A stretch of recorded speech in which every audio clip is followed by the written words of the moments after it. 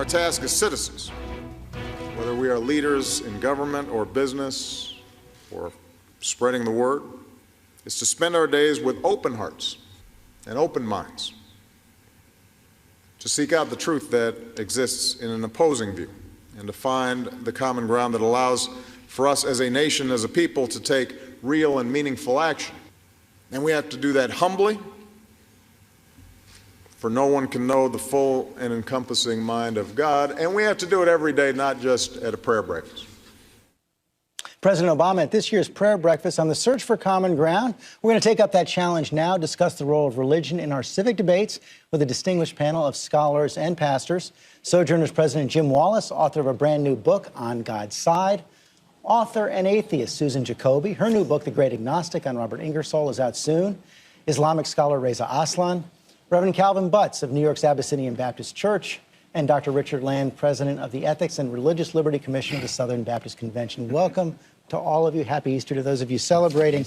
And Jim, let me begin with you. I read your book this week, and you are a political activist, a preacher, and a writer, but you took some time off during the last election and saw politics as a spectator, and you write that a lot of the motivation for this book came out of your depression from watching our politics.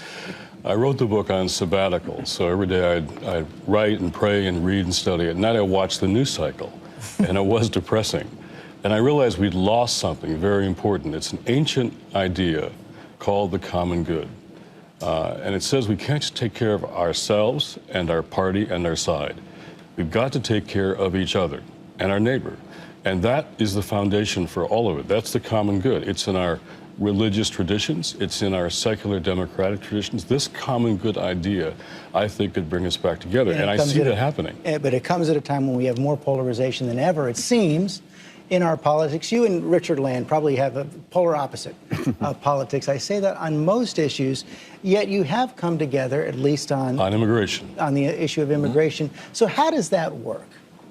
Well, I think, first of all, when you're looking at issues of the common good, Jim's a Christian, I'm a Christian. We may have different emphases and different perceptions of parts of Scripture, but we both understand that there's a difference between the authority of Scripture and our understanding of Scripture. And we have to be humble about our understanding of Scripture. And we both agree that immigration reform is tearing the social fabric of the country. It needs to be done. The lack of doing it is causing havoc that will be difficult to repair in the social fabric of the country. And there is a way to do it, and a way to do it that's fair, and a way to do it that will heal the country.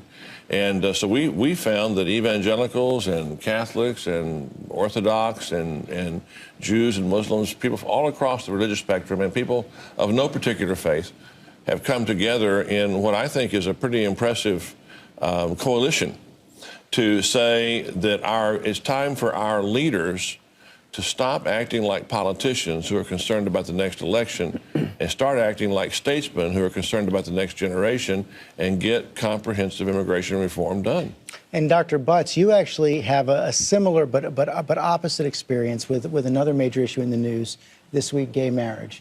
Your normal political allies have been strongly supportive of gay marriage, yet it's something that your faith does not believe in. Well, it's something that we don't believe in terms of what we learn from the Bible.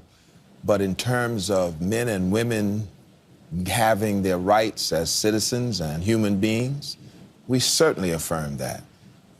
You should have every right as a citizen of this nation and every right as a human being to enjoy the freedom that we believe God has given you. The choice is yours, and I should not stand in the way of you making that choice.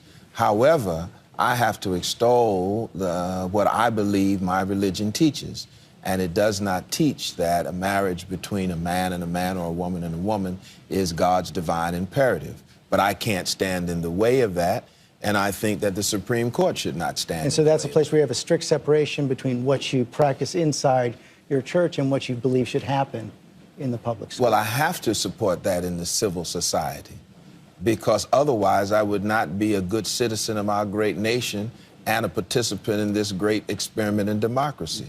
However, I choose to believe the book upon which I build my life.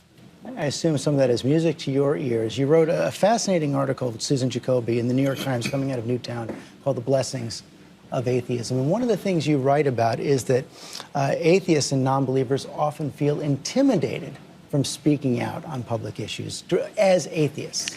I think we heard almost nothing, and no secular chaplain, a person representing a secular organization, asked to be at the Newtown ceremony. I asked several of them about it, and they were kind of afraid to. They felt that it would be taken the wrong way, as if atheists were trying to horn in on this ceremony, which was basically religious. And let me say, what Dr. Butts said is music to my ears. If all religious people trying to influence politics could separate what they teach and preach in church, and which, of course, every religious institution and person has the right to state their convictions on, just as I do.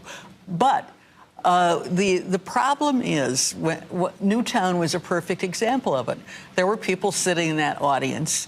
Obviously, if we believe the polls, that 20% of people don't belong to any church, and some of those people are atheists and some of them aren't. It's hard to tell because atheist is still quite a pejorative.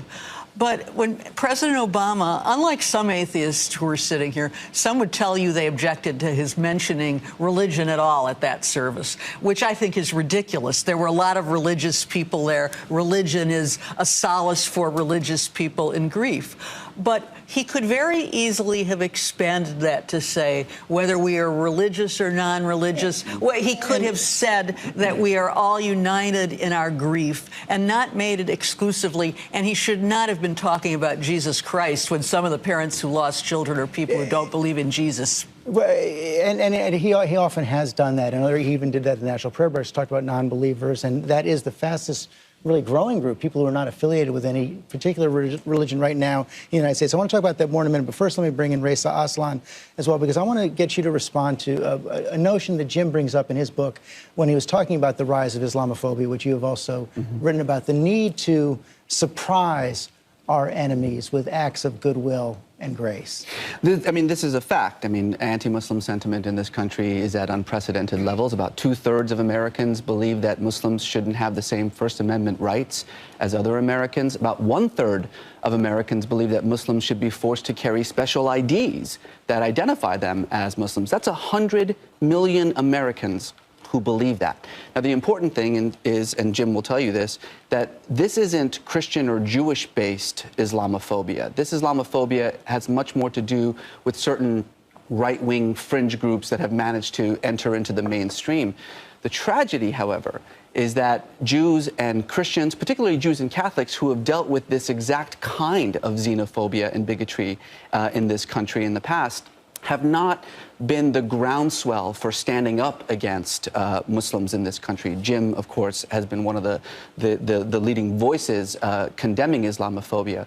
But the important thing for, I think, religious communities, regardless of where you pray or how you worship, is that we have to recognize that all peoples in this country have a right to worship as they please, to believe as they please, and if we don't stand up for each other, then we are not actually being true to the values of our own faith. And that gets to the point of, it seems like so much of this search for common ground, Jim, is about how we practice our politics. The largest affiliation now growing in the country is none of the above, a lot of young people. And what I find is when people from the faith community, when religious people do what their religions say and say what they say, two things happen. People are surprised, and then they're attracted. I wrote this book to hope to spark a national conversation on the common good. It's in all of our traditions and secular as well. The common good is the right question. It's about what does it mean to love our neighbor as ourselves? That's the golden rule. And that's the foundation for the common good. Who is my neighbor becomes the question here. And once we apply that to the economy, the role of government, to democracy, even to our households, how we live as parents and moms and dads and kids, I think this common good framework could change our politics. But a lot easier on applying it to our households, taking personal responsibility, than when you try to translate those principles into actual public policy. Right. Well, I don't know. I think, look, you can disagree without being disagreeable. you know, and as Christians, we're commanded to love our enemies, not just our neighbors, but our enemies.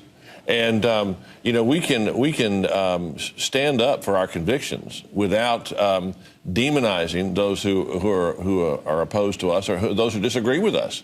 That's what's supposed to be what America's about. We're supposed to be able to disagree and respect each other's personhood, and respect each other's dignity, and agree that you know, one of the wonderful things about this country is no issue is forever settled.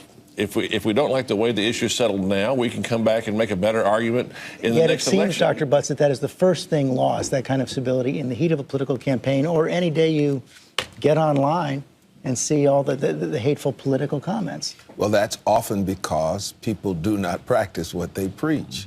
And it is difficult to translate your religious belief into public policy. I think what you have to do, and one of the things I'm eager to do with Ms. Jacoby, for instance, is to apply our ideas, our thoughts, our ideologies in the marketplace.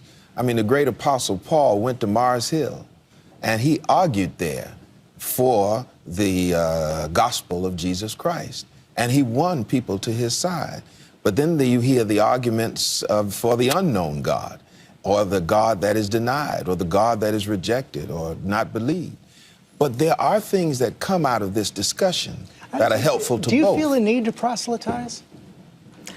The need to proselytize in the sense that I want to convert people to atheism? No, the mission, if you could call it that, of the atheist, is not to convert people. It is to put forward our ideas in the public square, and we have had some success. And I'm not talking only recently, but over 100 years, to talk about the importance of science and reason in public policy. And there are many religious people who believe in that, but there are many religious people who are opposed to fact and evidence-based thinking. And here's the point about the problem with religion and politics. It's not that religious groups shouldn't have an active role in presenting their viewpoints, as we all must. It's that all public policy has to have a rationale that goes beyond the religious. Because saying, for example, gay marriage is wrong because my God tells me so, or a certain kind of immigration policy is wrong because my God tells me so, or was in the past, slavery is right because the Bible upholds slavery. And as we well know, religion was just as much on the side of slavery in America as other. There is no such thing as religion. There are only certain kinds of religion. And how often it is when people say, well, this needs to be in public policy because God says so. And there's also the problem how much God sounds like our own voice, of really. Religious extremism. And of course, you have to confront that in the Islamic world so often. One of the other things that Jim writes is that it's important the best way to fight that is by undermining it from the inside, not trying to smash it. That's right. And this goes back to the conversation that we've been having. We have to recognize that religion is often more a matter of identity than it is a matter of beliefs and practices. Certainly beliefs and practices are important, but it's about who you are as a human being, how you see yourself in an indeterminate world, your relationship to God. I'll give you an example. The latest Pew poll says 7 out of 10 Americans identify as Christian. Now, think about this for a moment, gentlemen and ladies. Does that mean 7 out of 10 Americans go to church on Sunday, or that 7 out of 10 Americans read the Bible regularly, or that 7 out of 10 Americans can tell you anything about Jesus except that he was born in a manger and died on a cross? No, the vast majority of that 7 out of 10 is actually making a statement of identity. And as a statement of identity, it encompasses your politics, your economic views, your social views, your worldviews. It's not just about what you believe, it's how you understand the world around you. So, of course, religion is going to have a role in politics in the world. And yes, it's problematic, as Susan says, because religion is often about absolutes and politics is about compromise, or at least it's supposed to be about compromise. Yeah. But what Jim was saying is absolutely correct. So how do we then counteract the negative effects of religion? Not by excising it from society, not by removing it from politics, but by making sure that those voices of moderation, those voices of pluralism, those voices that are dedicated to what America stands for, rise above the voices of extremism. Embedded in a Christian value, Jim, humility. Well, in fact, the problem with religion is a quote from Lincoln that I put right in the cover of the book. He says, "My concern is not whether God is on our side. My greatest concern is to be on God's side. And that flips the question. And that leads us to that kind of humility, to ask how we change our views, our values, our politics, our ideology. How do you move past the vitriol, the hatred in our media and politics, and find what's right and what works on immigration, on gun violence, and so many issues? If we could come together and get beyond left, don't go right, go deeper. What does that mean? We want to go deeper. I wish we had more time to do it today, but I want to have you all back because it's a fascinating conversation. Happy Easter to all of you.